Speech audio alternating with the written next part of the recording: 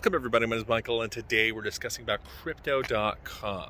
So, more than 260 employees, around 5% of the workforce, was laid off in June, alongside other cryptocurrency exchanges. Over 1,000 employees from the major crypto exchanges unfortunately lost a job when the crypto market started going down, and in general, the entire world economy. Inflation, stocks going down, housing, interest rates going up, pretty much everything you can think of was going bad. Well, obviously companies can't afford to keep a large workforce. However, that was just the beginning, because now Crypto.com has announced that they laid off 2,000 employees, which was 40% of their workforce. So since June, only a couple months later, that 260 went eightfold. That's crazy, 5% to suddenly 40%. Pretty soon you might see half of the workforce gone. Maybe that's because they employed too many, or it's because they mismanaged their money. Some people are saying mismanagement because they recently withdrew their sponsorship. 500 million euro sponsorship. Now, this is, of course, over many years, but Crypto.com is known for sponsoring almost every sport you can think of. And they withdrew from UEFA, and they withdrew also from Women's Soccer League and a couple others. We're talking about hundreds of millions of dollars suddenly withdrawn. And they still spent hundreds of millions of dollars sponsoring anything from a Los Angeles team to Formula One to Indian cricket to whatever you can think of. There we go. They're sponsoring it. They have a stadium, Crypto.com.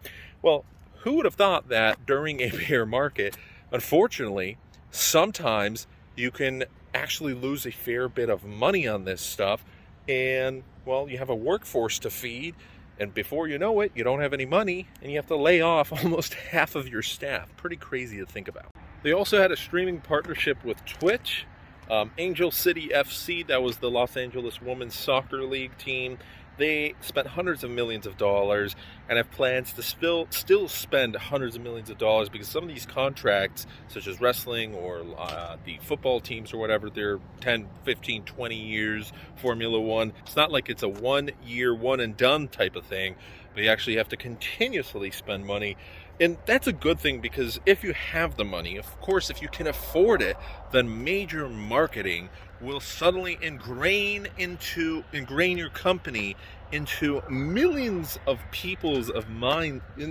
What's my grammar doing today? Into millions of people's minds, because it's kind of like Pepsi or Coca-Cola marketing at that point. You've seen it everywhere. You've seen it on billboards and TV. You walk into the grocery store and into a fast food place, and it's right there. And like in yesterday's video, I was talking about how I found FTX marketing in a fortune cookie. Of course, we're going to find pretty soon you're eating a burger and in the wrapper it's Crypto.com, something like that. It's because it's all about marketing, and that's all you're going to be thinking about. You walk home after you've seen 10 advertisements about it, and you're going to be like, hey, it's time to buy some crypto finally after multiple years of deciding not to. And who am I going to go to? Crypto.com first. And this is great when you have money.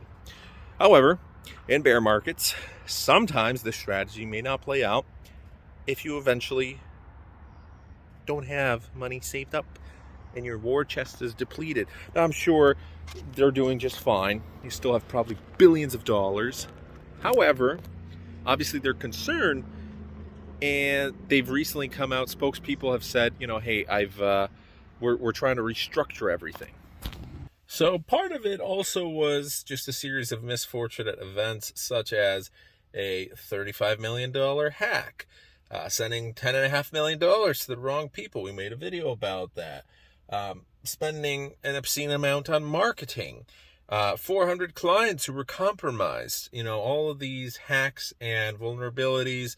I get it. You're a company, it's bound to happen. The market has definitely turned around, and no one really could expect it to get that bad. But you're supposed to be prepared for everything. And that's why many of the richest people out there, they're not blowing their money. Many of them, some are, but they aren't blowing their money, or if they are, it's just a small, teeny, tiny percentage of what they have. And they're doing everything they can to stockpile up on all of these really valuable assets. So when the going gets rough, they're going to buy as much as they can and come out of it super profitable. Crypto.com is going to come out of this just fine. However, people are going to be afraid to, first of all, work with them for sponsorships, and people are going to be afraid to work for them because you never know. I wouldn't want to work for Crypto.com or Coinbase anytime soon because you might just get fired, not for, doing something wrong at your workplace, but because they ran out of money, even though they're worth billions of dollars, but they ran out of money for the employees. So at least they can, market themselves.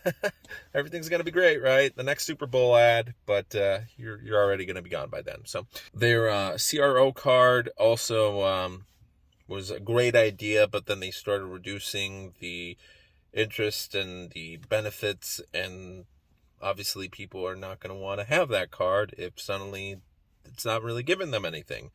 And if you're investing into the company itself and CRO, their token, and you're losing money, I mean, right now might be a good time. Who knows? Maybe since it's 10 cents on the dollar, it might be a good time to invest if it goes up in the future. It's not like this company's going bankrupt tomorrow, but it just makes you think like they made some pretty serious blunders.